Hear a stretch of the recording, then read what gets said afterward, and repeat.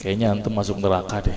Waduh, Masya Allah, kok bisa bilang begini Ustadz? Dari mana antum berpatokan anak masuk neraka? Tapi Ustadz itu cukup cerdas, dia memberikan data-datanya ke saya. Maka saya bersyukur kepada Ustadz tersebut ya. Dia ambil pada waktu itu, mohon maaf ya, saya menyebut merek, mohon maaf. Diambil obat, ya dok, saya nyebut merek, mohon maaf ya, Lovenox.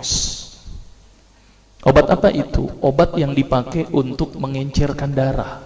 Biasanya diberikan pada penderita penyakit jantung, stroke, dan gangguan bekuan darah. Lovenox. Di situ tertuliskan kata apa? Porsin origin. Ada yang tahu porsin?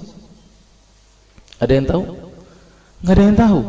Berarti kalau dokter ngeresepin obat apa aja ditelan semuanya nih. Masya Allah.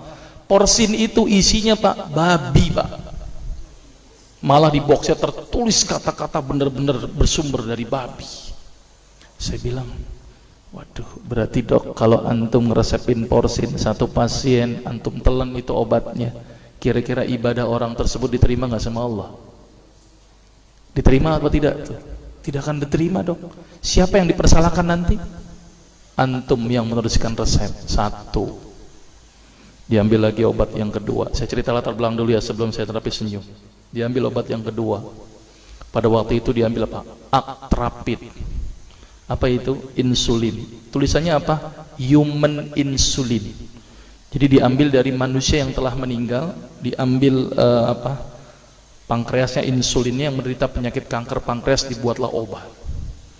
Berarti dokter sudah menyuntikkan manusia ke dalam manusia. Diambil lagi obat yang ketiga. Wah, luar biasa ini dokter. Apa Ustadz ini? Diambil obat namanya analsik. Apa itu analsik? Obat untuk pusing. Ini di kalangan dokter sering resep ini nih. Isinya apa? Antalgin dan diazepam. Diazepam, makanya kalau orang minum obat ini pasti ketagihan, saya yakin. Kalau minum obat warung nggak ngefek ini. Karena kenapa? Karena mengandung diazepam. Diazepam itu apa? Narkoba Pak. Bikin kita teler. Maka itu cara nyari uang paling gampang, kasih aja resepin analsik, pasti balik lagi dia. Karena kenapa? Narkobanya bikin kecanduan. Dia mengandung diazepam. Diazepam fatwa ulama bagaimana? Haram. Diambil lagi obat batuk, kodein. Maka itu kita minum obat batuk langsung hilang batuknya karena kodein. Kodein ini ternyata derivat dari narkoba. Berarti dokter sudah ngeresepin narkoba. Diambil semua obat sirup di depan saya, lihat dok, lihat semuanya. Ada nggak yang tidak mengandung alkohol? Semuanya mengandung alkohol.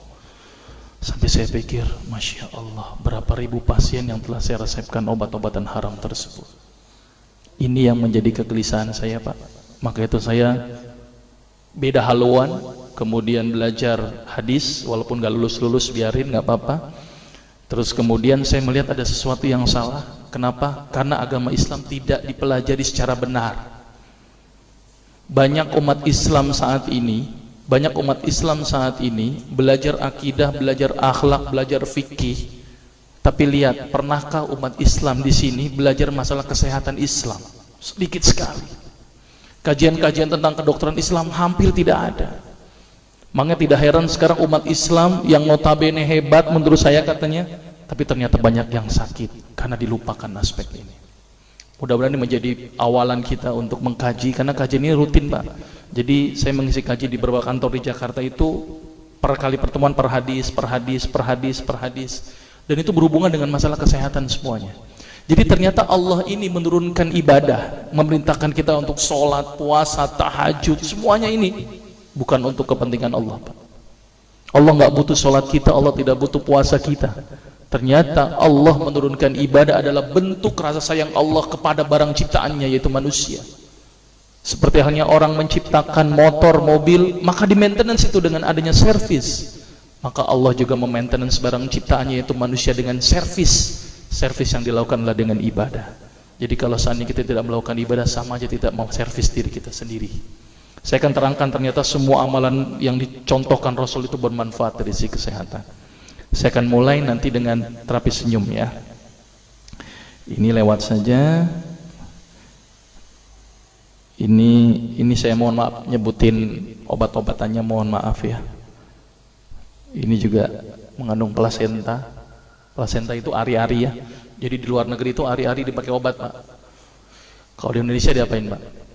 Dikubur, kadang-kadang pakai apa? Kaca, pulpen, buku, kadang-kadang pakai kurungan ayam. Kreatif, tapi kreatif nggak benar. Gitu ya.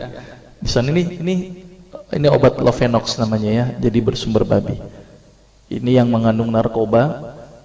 Wah, dulu tuh saya kalau jadi dokter gila-gilaan pengasih narkoba, Pak. Setiap ibu hamil, setiap ibu datang dengan bawa anak kecil, itu anak kecil pasti saya kasih narkoba, Pak. Kenapa? Karena ibu-ibu paling seneng kalau anaknya datang terus kemudian tidur pules. Wah, seneng banget tuh ibu-ibu. Apalagi obatnya yang tokcer, paling seneng itu orang. Maka itu saya kalau ngasih obat antibiotik dulu nggak, namanya amoksisilin, ampicillin, nggak level buat saya.